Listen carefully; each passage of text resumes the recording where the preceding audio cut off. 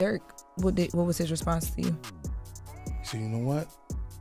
He said, somebody just came in my house. How do they know exactly what the address is? I don't give my address to nobody. Lil Durk's world just got flipped. The three-headed goat rapper tried to make a quick escape on a private jet to dodge some serious charges, but the Fed shut that plan down, catching him right before takeoff. And the wildest part, somebody in his own OTF crew's been snitching, feeding info to the authorities and leaving Durk with nowhere to hide now, with details leaking about what they found on that jet. Durk's in deeper than ever. This ain't just another arrest. This could change everything inside Lil Durk's failed plan to flee arrest. Lil Durk's luxurious life took a serious hit when he found himself in federal custody facing a murder for hire charge. Federal authorities claim Durk was involved in plotting revenge against Quando Rondo for the 2020 death of his close friend rapper King Bob, and alleged he even placed a bounty on Rondo's head. But Durk didn't go down quietly. Before his arrest, he allegedly attempted an elaborate escape plan, only to be caught by the feds in Miami, foiling his last-ditch effort to evade justice. Court documents reveal how 5 other men linked to Durk's crew, only the family OTF, were also arrested on murder for hire charges. According to an affidavit from FBI agent Sarah Corcoran, Durk's crew used credit cards linked to OTF to fund the plot, securing flights and covering other costs. The affidavit also states that Durk put a bounty on Rondo's head, allegedly seeking revenge for the death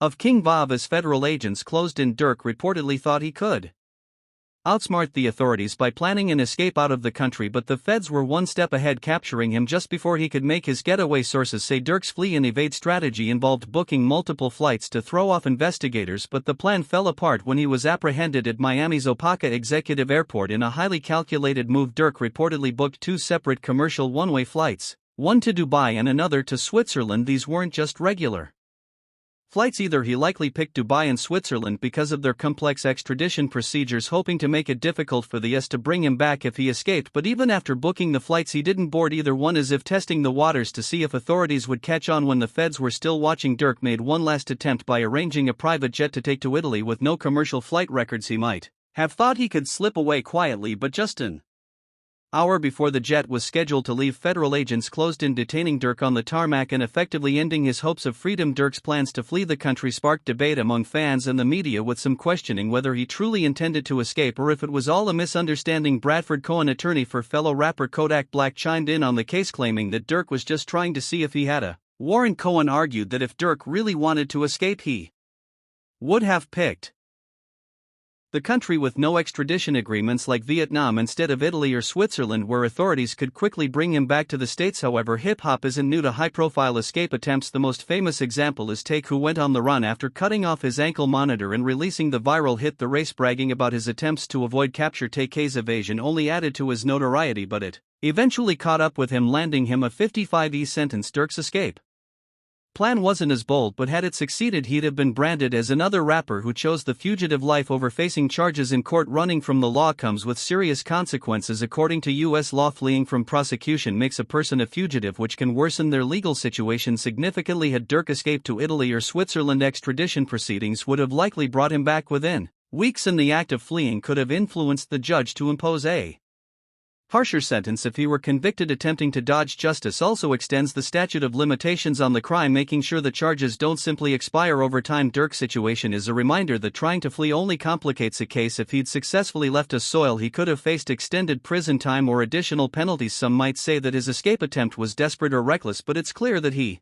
knew the risks were stacking up and tried to act before he was taken into custody. As Durk's story unfolds, fans can't help but draw parallels to his 2022 track Federal Nightmares, with lyrics like "Now I'm having federal nightmares, and when trial come it ain't your phone, it be your homie." Though Durk seems to foreshadow his own ruin, and with the law, these lyrics have taken on a whole new meaning, going viral as fans analyze each line for signs that Durk might have seen this coming. He even rapped about betrayal and loyalty, warning that friends could turn on you as if he already knew that not everyone in OTF was as loyal as they seemed. In one verse, Durk says, "Delete my iCloud if I think they really on me," though hinting at a deeper awareness of surveillance and legal traps. Fans have been sharing clips of the song, claiming Durk practically predicted his own situation. The irony hasn't been lost on social media, with people pointing out that Durk might have been reflecting on the high stakes he faced even before this arrest. According to the indictment, Durk wasn't just running from murder for hire charges, he was also accused of making threats against potential witnesses. This behavior added fuel to the fire, as the FBI's affidavit details how witnesses received intimidation attempts, a tactic that could hurt Durk's defense. The identities of these witnesses remain hidden for serious safety concerns, but the FBI statement highlights the dangerous nature of Durk's alleged actions.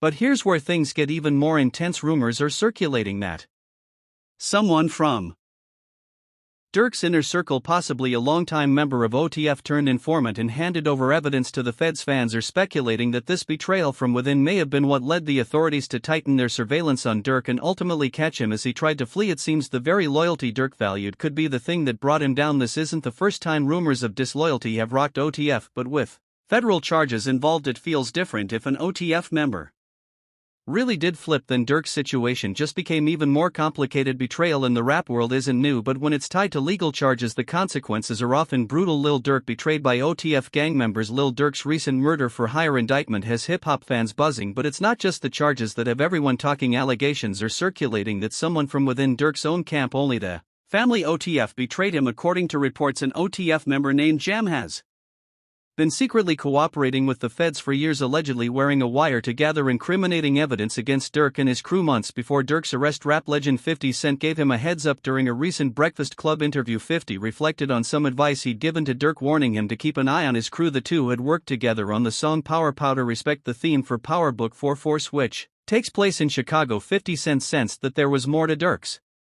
team that meets the eye. I told him, yo, this is them, just watch him. His crew. 50 explained, revealing that Durk confided in him about how an unexpected visitor showed up at his house, making Durk wonder how they got his address. When you said that to Durk, what was his response to you? So you know what? Said, somebody just came in my house. How they know exactly what the address is? I don't my address to nobody. This wasn't Durk's first brush with suspicious activity. In 2021, intruders broke into his Brazelton, Georgia home, leading to a gunfight with Durk and his girlfriend India Royale barely escaping. The supposed informant, identified as OTF Jam, is a longtime member of Durk's camp and a figure fans and other artists are now closely examining. According to sources, Jam served a 12-year sentence for attempted murder, which he completed in 2022. Released back into society, Jam allegedly took up the role of a snitch, supposedly wearing a wire and relaying information directly linking Durk to a revenge plot targeting Quando Rondo. Durk's connection with Jam wasn't just business, it was personal. Durk has often been known for looking out for those who were close to him, especially those from his OTF circle. In a resurfaced 2023 interview, Jam himself spoke about the support he received from Durk while serving a 12-year prison sentence for attempted murder. Durk's music kept Jam going, and Durk's success was a motivation and reminder of a life beyond bars. When Jam got out in 2022, Durk didn't leave him hanging.